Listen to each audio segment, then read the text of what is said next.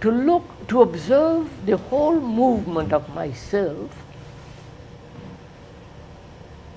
is necessary for the learning of the me. Right?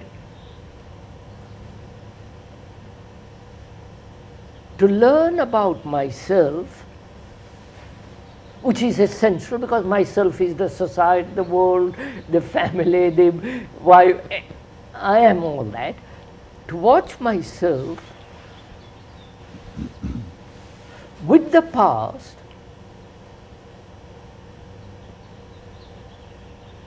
is always either condemnatory or justifying,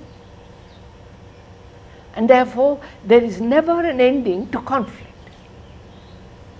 I don't know if you're following all this. But to observe without the observer is to learn, which is not to accumulate.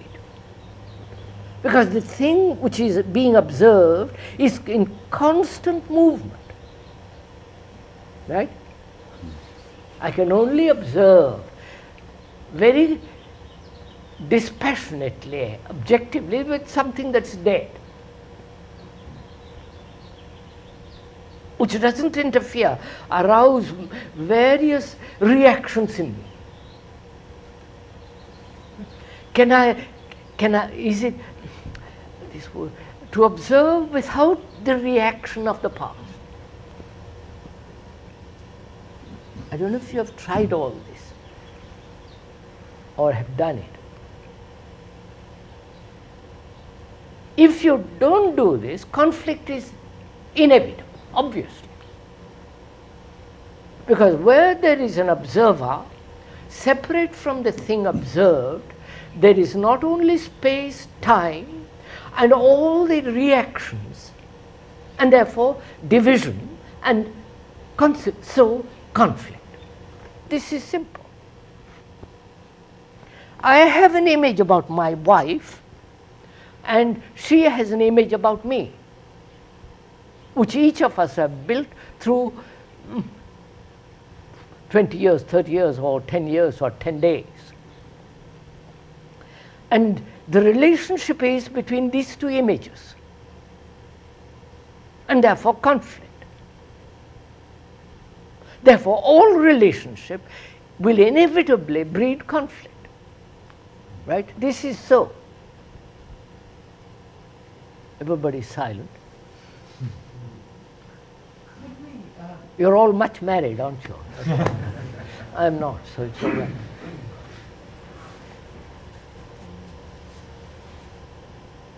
Now, these images, I have an image about myself, and I have an image about the world, and I have an image based on innumerable formulas of what should be.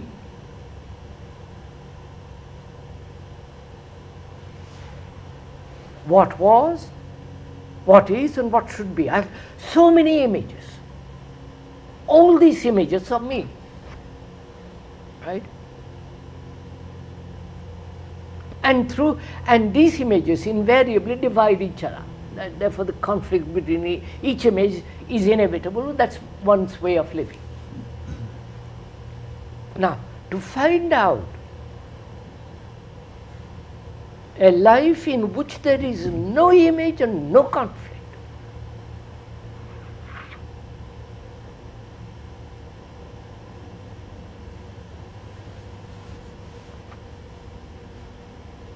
that's what we are inquiring.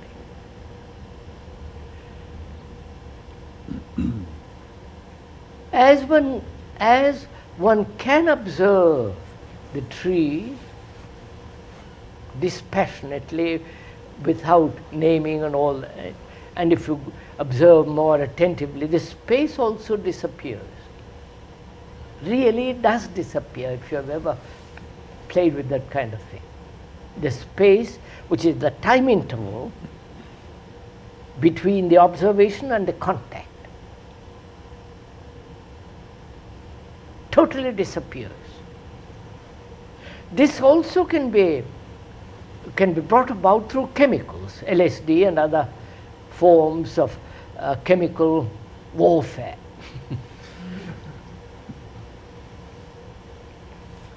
Which is artificial and on which one depends more and more, and then there is a great deal of fear and all that's involved. Now, one is asking oneself, whether it is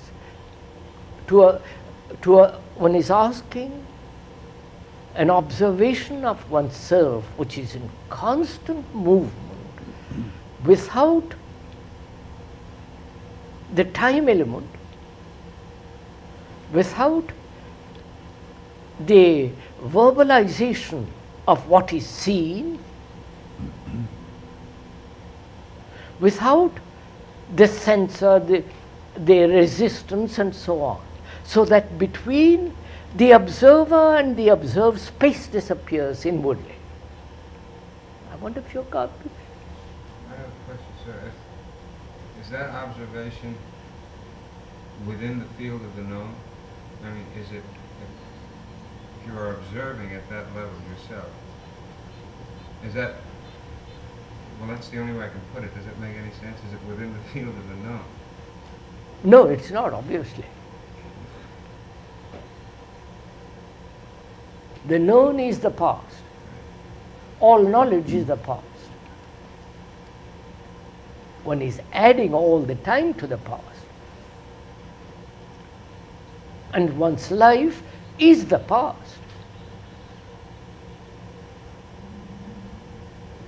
Huh? Isn't it? And the past modified in the present, the future, and so on, so on. Now, and to learn about oneself requires this quality of attention in which there is no distortion in observation, right?